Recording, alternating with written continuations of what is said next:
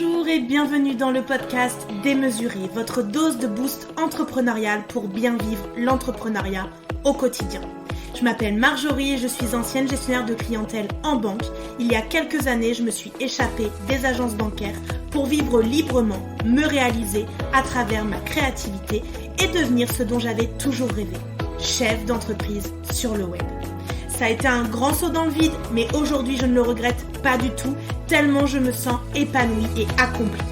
Aujourd'hui, j'accompagne les femmes entrepreneurs à passer à l'action pour communiquer de façon stratégique et authentique pour vivre sereinement de leur business avec efficacité. Grâce à mon profil atypique, mi-stratégique, mi-énergétique, avec mon programme signature Manifesting Magic, j'offre à mes clientes une aide et un soutien à 360 degrés dans leur aventure entrepreneuriale digitale.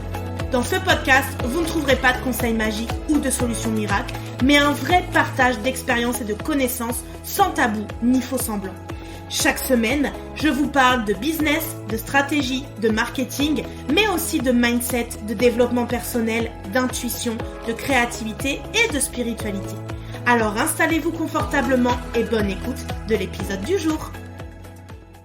Bienvenue à toi dans ce nouvel épisode de podcast où j'ai envie de te partager les 8 outils de mon quotidien de chef d'entreprise. C'est un sujet vraiment essentiel pour toutes les entrepreneurs en ligne, les outils numériques qui peuvent vraiment rendre notre travail quotidien plus facile et plus efficace sont essentiels. Donc je vais vous présenter 8 outils que j'utilise et que je recommande pour gérer une entreprise 100% digitale. Parce que lorsqu'on se lance en ligne, on a une méconnaissance de tout ce qui existe. Il y a pléthore d'outils, de plateformes qui peuvent nous aider, nous accompagner, nous faciliter l'existence. On a besoin de bons outils pour être efficace, pour être proactive, d'avoir aussi une connaissance pointue de notre marché, de notre clientèle cible pour vendre ce qui nous met en joie, mais qui est aussi en adéquation avec ce que notre clientèle idéale attend. Et pour ça, on doit mettre tout un système dans notre business en place qui est efficace, simple et accessible. Quand on est entrepreneur, on a plusieurs casquettes et pour mener tous ces métiers de front, on a besoin d'avoir des outils qui sont aidants, qui sont soutenants, avec de bons rapports qualité-prix. Et aujourd'hui, je vais te partager ceux que j'ai choisis après différents tests, différents essais, différentes aussi expérimentations, selon 3 critères qui sont importants pour moi. Le premier, c'est la facilité d'utilisation, parce que moi, j'ai à cœur de former mes clientes pour les rendre autonomes. Et comment te dire qu'avec des plateformes business qui sont pour la plupart anglaises ou alors américaines, c'était pas forcément facile pour pouvoir former mes clientes là-dessus et moi-même les utiliser. Le deuxième critère, c'est que ce soit en français, parce que pour moi, je ne peux pas avoir une barrière de langue et de compréhension pour pouvoir utiliser de manière optimale. Si j'ai un outil qui est que en anglais, en américain et que tous les tutos sont dans la même langue, je ne pourrai pas apprendre à l'utiliser correctement et ça me met un frein supplémentaire. Et le troisième critère, c'est que ce soit en adéquation avec la vente en ligne. Parce que proposer des tunnels de vente qui sont complets, qui sont efficaces, qui convertissent et amener notre business au prochain niveau, ça demande d'automatiser une grande partie, de pouvoir rentrer en contact avec notre cible très facilement et de pouvoir le faire avec une stratégie et un marketing qui sont vraiment alignés à qui on est, à notre business et à notre cliente idéale. Alors c'est parti, je me lance dans la présentation du premier outil pour avoir un système de gestion de projet. Pour organiser et suivre tes projets, un outil de gestion de projet est essentiel. J'aime beaucoup moi pour ça Notion, N-O-T-I-O-N, pour sa facilité d'utilisation et aussi sa flexibilité. Avec Notion, vous pouvez créer des listes de tâches, des calendriers, assigner des tâches à des personnes. C'est un excellent moyen de garder une vue d'ensemble sur tous vos projets qui sont en cours. J'avoue que quand on ouvre Notion, ça fait un peu peur puisque ce ne sont que des pages blanches et qu'on a besoin de construire la base de notre espace de travail. Mais aujourd'hui en ligne, tu retrouves plein de templates, plein de tutos qui vont te permettre du coup de pouvoir créer un espace 100% adapté et adaptable à ton business et à ton entreprise. Moi, Notion, je l'utilise pour créer mon calendrier éditorial de façon digitale, de gérer mes épisodes de podcast par exemple, donc de déverser toutes mes idées, de hiérarchiser ceux que je veux faire par rapport aux différentes périodes, de créer le calendrier qui est relié, de les écrire, puis ensuite de mettre le statut d'où ils en sont. Est-ce qu'ils ont fini d'être en rédaction? Est-ce qu'ils sont en cours d'enregistrement? Est-ce qu'ils doivent être montés, etc. Je mets aussi tous les squelettes de mes offres payantes, ce qui me permet de voir qu'est-ce qu'il y a à mettre en place dans mes offres payantes, quels sont les tournages que je dois faire, des nouveaux tutos, des nouveaux modules, est-ce qu'il y a des bonus que je dois ajouter? Pareil, on peut mettre différentes étiquettes, si c'est nouveau, si c'est terminé, quel format il faut faire, etc. J'ai créé aussi tout un pan organisation, planification avec ma gestion de projet par trimestre, par année. J'ai un espace où il y a toutes mes formations qui sont recensées. Et du coup, leur lien de page de vente, de page de capture, le cadeau gratuit qui est relié, etc., etc. Je gère tous mes projets. Donc, par exemple, si je sors une nouvelle offre, eh bien, ça va être un projet qui va être mis dans Notion. Et puis, je recense tous mes templates, tout ce qu'il y a à disposition dans mon business pour pouvoir toujours m'aider, me soutenir, gagner du temps, gagner de l'énergie. Pour avoir un système de gestion de projet, donc tu as Notion, mais tu as aussi ClickUp ou alors encore Asana que tu peux utiliser et qui font sensiblement les mêmes choses. L'outil numéro 2 que je veux te présenter aujourd'hui, c'est un outil de planification de contenu. La planification de contenu, c'est un aspect clé de toute stratégie de marketing digital. Donc un outil comme Meta Suite Business qui fait partie du groupe Meta qui a Facebook, Instagram, Messenger, etc. est idéal pour ça. Parce que vous pouvez programmer vos publications sur Facebook, Instagram et aussi sur votre groupe privé Facebook à l'avance en même temps, ce qui vous permet de gérer votre contenu de manière plus efficace et de vous assurer que vous postez régulièrement. Donc là, sur Meta Suite Business, tu peux cocher Facebook, Instagram, groupe privé, faire une seule publication, faire le travail une seule fois et ça permettra derrière de le publier en simultané sur ces 3 plateformes que tu dois utiliser pour ton entreprise et ta visibilité. On peut le faire bien entendu à partir de Canva. Canva en version pro permet de connecter directement son Facebook et son Instagram, mais attention, on va préférer toujours que vous utilisiez une application d'un réseau social parce qu'il existe plein d'autres outils de planification comme Planolai, Later, mais ces applications, elles nous obligent à être sur un module externe aux réseaux sociaux. Or, ce que Instagram et Facebook veulent, c'est qu'on soit présente, qu'on y passe du temps. C'est comme si en fait l'algorithme il vous donnait des bons points quand vous êtes là, quand vous êtes connecté. Et moi je fais mi-programmation, mi-présence parce que je pense que c'est vraiment important. Donc mes posts, mes carousels, eux sont programmés via Meta Suite Business parce que du coup c'est facile, c'est relié directement à l'outil, c'est interne à Facebook et Instagram et je ne suis pas limitée en termes de nombre d'images, de possibilités, etc. comme ça peut l'être par exemple sur Canva. Mes posts, mes lives, mes reels et mes stories sont faits sur l'instant. Ça demande du temps, ça demande de l'investissement, ça demande de l'engagement aussi sur la durée, mais ça fait partie intégrante de notre business et je pense que c'est important de pouvoir intégrer ça aussi dans nos calendriers éditoriaux. Donc moi, dans mon calendrier éditorial sur Notion, j'ai mes lives qui sont recensés que je prépare à l'avance, j'ai mes réels qui sont recensés et qui font partie de mon calendrier de la semaine et que je crée à l'avance.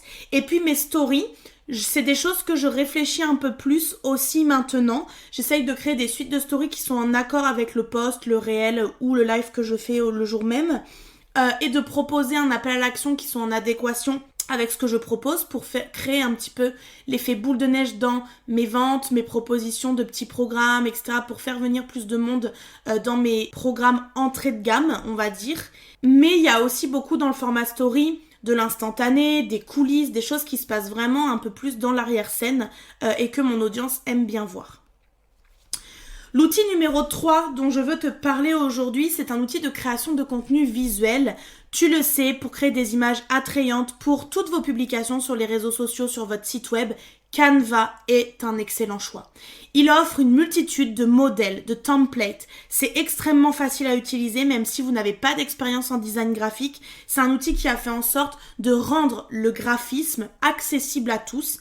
Et d'ailleurs, c'est un moyen rapide et abordable de créer du contenu visuel qui soit professionnel. Je conseille bien sûr la version pro, donc payante, pour tout plein d'avantages comme l'espace de stockage qui est plus important, l'accès à toutes les polices d'écriture, l'accès à toutes les ressources dans les mots-clés, les éléments qui peuvent vous être donnés pour faire vos visuels, et aussi vous avez accès à des applications intégrées qui vont vous permettre d'ajouter des modules complémentaires pour créer des choses encore plus poussées. D'ailleurs, c'est tellement un outil important que moi j'ai décidé de créer une formation en ligne sur cet outil qui s'appelle Canva pour les entrepreneurs, qui est une formation qui a 2 objectifs. Le premier, vous allez bien sûr apprendre à créer des visuels attrayants qui vous permettent d'être reconnus, qui vous permettent aussi de vous démarquer, parce que le visuel, c'est les 5 premières secondes d'une rencontre. C'est un peu comme une rencontre amoureuse et c'est hyper important de donner bonne impression, d'impacter visuellement, que l'œil en fait soit attiré par nous. Mais ce n'est pas tout.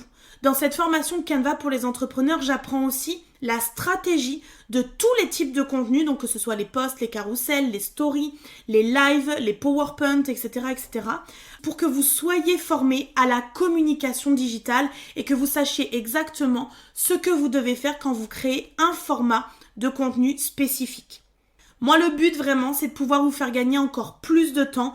Donc, dans cette formation, j'offre des centaines de templates basés sur les métiers du digital, donc carte de visite, flyer, bannière de site web, signature email, post, story, carousel, peu importe. Des associations aussi de police et couleurs pour vous faire gagner du temps si vous n'avez pas d'identité visuelle encore bien posée. Et ça, c'est important de connaître vraiment toute la psychologie visuelle qui est derrière une identité visuelle.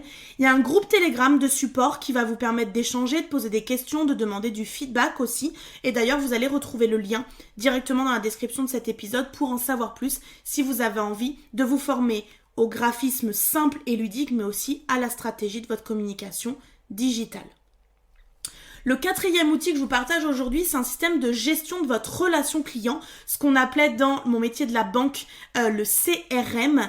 Et donc là, je vous invite à avoir un bon CRM comme par exemple System.io pour vous permettre de suivre vos interactions avec vos clients de la première prise de contact jusqu'à l'achat. Si tu ne connais pas System.io, je te mets le lien aussi dans la description, donc tu peux aller voir. C'est un outil qui nous permet de comprendre notre clientèle, de suivre les leads, les personnes que l'on accueille dans notre communauté et à analyser aussi nos efforts en marketing. Donc c'est un investissement qui peut vraiment faire une différence dans la manière dont vous allez gérer votre relation client.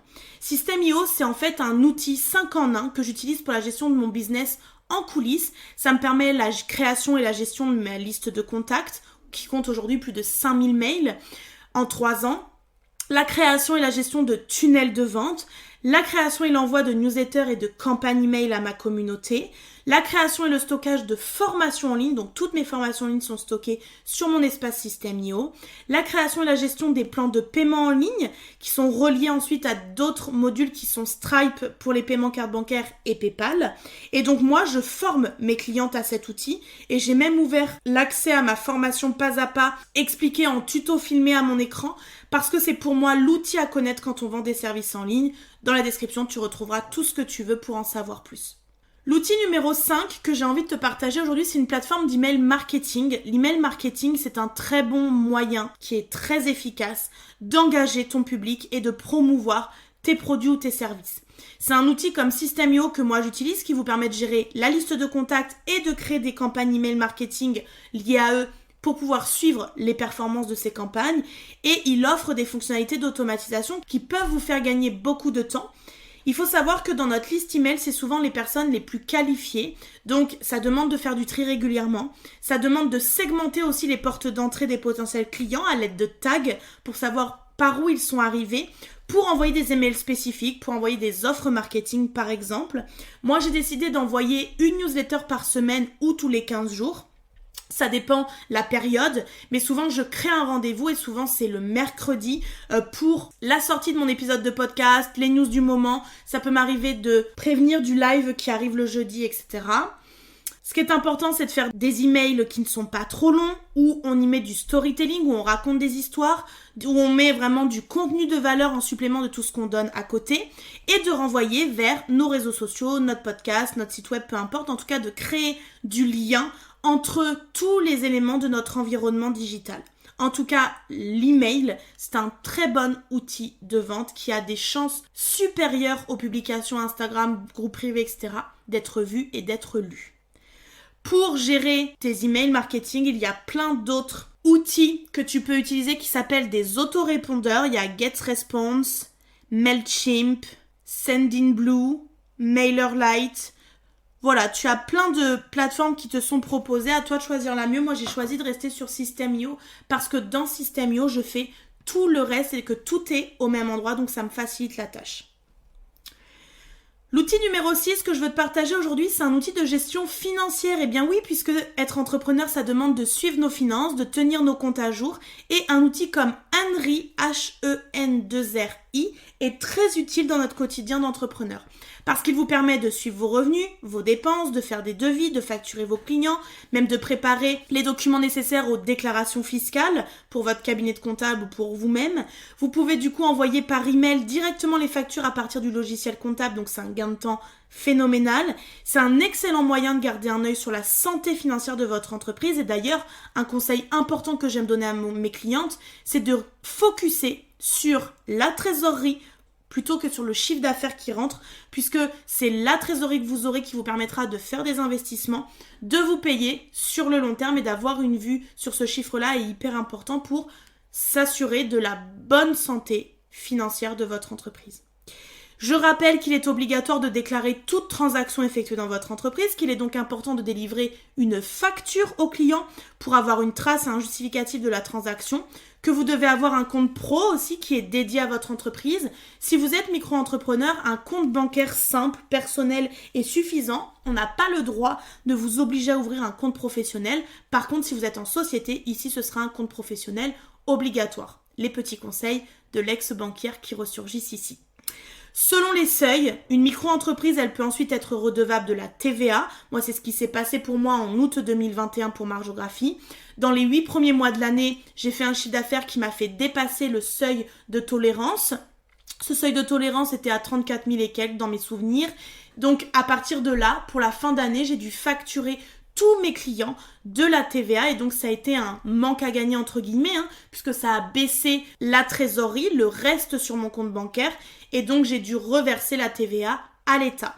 Ce sont des formalités administratives supplémentaires, du temps supplémentaire à y passer, donc c'est important d'avoir un outil qui nous aide aussi à gérer ça. Et puis, ça demande d'être accompagné, d'être guidé, de connaître les règles, de voir comment ça fonctionne. Et donc pour ça, vous avez les services des impôts qui peuvent vous aider, mais vous avez aussi des cabinets d'experts comptables qui peuvent vous donner des informations. En société, je ne me pose plus la question, je suis redevable de la TVA pour tout. Henry, c'est un logiciel qui est gratuit, mais il peut y avoir des options payantes, donc vous pouvez ajuster l'outil par rapport à vos besoins. Et moi, je trouve qu'il a un excellent rapport qualité-prix. C'est mon comptable d'ailleurs qui me l'a conseillé, donc c'est pour dire. Quand le cabinet comptable vous conseille un logiciel externe plutôt que le leur, c'est que c'est un logiciel qui fonctionne bien, qui fait le taf correctement et qui a un excellent rapport qualité-prix. Le 7e outil que je veux vous partager aujourd'hui, c'est un système de stockage en ligne, puisque quand on travaille en ligne, on a besoin d'un endroit pour stocker tous nos fichiers, tous nos documents, parce qu'on crée énormément de contenu dans nos métiers du digital. Donc Google Drive est un excellent choix pour ça. Si vous avez une adresse Gmail, vous avez un Drive qui est directement relié à elle. Vous pouvez du coup accéder à vos fichiers de n'importe où. Vous pouvez les partager facilement avec votre équipe, vos amis, vos collègues, peu importe, même vos clients. Et vous pouvez travailler sur des documents en même temps que les personnes en face. Donc moi, ça m'arrive de travailler en même temps sur des documents avec mon assistante, mais ça peut être aussi avec des clientes qui travaillent par exemple sur leur client idéal émotionnel sur leur Google Drive et puis elles m'invitent sur le document et puis je leur fais des retours, je leur fais des feedbacks sur ce qu'elles ont fait, je leur pose des questions, je leur fais réfléchir à des choses nouvelles, etc. Donc ça, c'est aussi un outil hyper important pour pouvoir travailler à distance. Et moi d'ailleurs, je propose des outils à dupliquer sur mon Google Drive à mes clientes pour leur faciliter la gestion, la création, le partage, mais vraiment ça permet du coworking et ça je trouve ça vraiment essentiel. Une chose qui est hyper importante quand vous ouvrez un Drive, c'est de classer vos dossiers, de créer des dossiers pour pouvoir avoir une logique de classement et pouvoir retrouver les choses facilement. Donc faites des dossiers logiques qui correspondent du coup à l'ergonomie de votre entreprise, mais surtout de vos besoins. Donc moi par exemple j'ai un dossier client, j'ai un dossier administratif, j'ai un dossier comptabilité, j'ai un dossier réseaux sociaux, j'ai un dossier avec mon identité visuelle et j'ai un dossier avec toutes mes offres et mes services. Ce qui me permet de retrouver relativement très facilement tous mes documents, tout ce que je crée au quotidien. Et vous avez aussi la possibilité de rechercher dans votre Drive. Donc ça vous permet des fois de sauver quelques minutes de votre temps dans la recherche de quelque chose qui est pour le moment introuvable. Et le 8e et le dernier outil que je voulais vous partager, c'est un outil de communication d'équipe, puisque pour avoir une communication efficace au sein de votre équipe ou même avec vos groupes de clients, moi j'utilise un outil qui s'appelle Telegram et qui est pour moi indispensable aujourd'hui, qui est bien meilleur qu'un groupe privé Facebook ou un suivi par email, parce que vous pouvez créer différents canaux pour différents projets, partager facilement des fichiers, intégrer d'autres outils comme Google Drive, Asana. Vous pouvez même faire des sondages quand il y a besoin de sonder votre communauté, votre clientèle.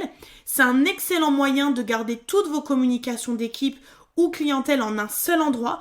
Donc vous pouvez aussi choisir d'activer les notifications des différents canaux ou de les mettre en stand-by sans les quitter. Donc ça c'est sympa. Ça ressemble beaucoup à Messenger, à WhatsApp, mais pour moi ça a une qualité supérieure, il y a des possibilités supplémentaires et puis il y a un design sympa qui permet d'avoir du kiff, de la créativité, etc.